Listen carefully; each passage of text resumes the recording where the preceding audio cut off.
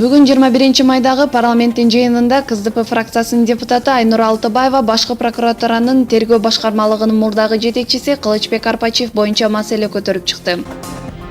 Арпачиевке карата коррупция беренесин кызмат абалынан кыянаттык пайдаланган деп өзгөртүп, мунапс берип койдуңар, деди Алтыбаева. Ага жыйында былтыркы аткарган иштери тууралуу отчет берип жаткан башкы прокурор Өткүрбек Жамшитов Кылычбек Арпачиевке карата козголгон кылмыш иштеринин беренелери өзгөргөнүн билдирди. Ал буга чейинки мунапыс, ал жерде беренелер квалификация болуп жатат. Сот башка беренеге өтүп, ошону менен чечим чыгарып, андан колдонуп жатат. Депутат башкы прокурор Өткүрбек Жамшитовго коррупция, педофилия боюнча кылмыштар мунапыска илинбеши керек деген беренелерди киргизсек болобу деп суроо узатты. Башкы прокурордун жообуна караганда, мыйзамга ылайык мунапыс кызматтык кылмыштардын биринде да, анын ичинде коррупциялык иштерге колдонулбайт.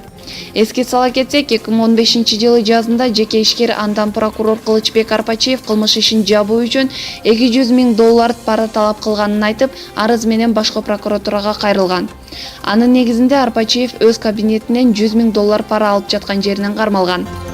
2016-жылы 1-май райондук соту Арпачиевди кызмат абалынан кыянаттык менен пайдалануу беренеси боюнча актап, опузалап пара талап кылуу беренеси боюнча 14 жылга эркинен ажыраткан.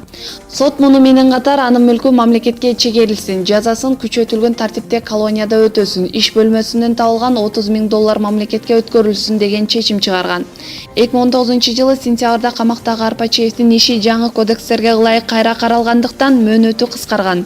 Ал жазасын 3/1 бөлүгүн өтөгөнүнө байланыштуу сот аны жата кабакка которгон.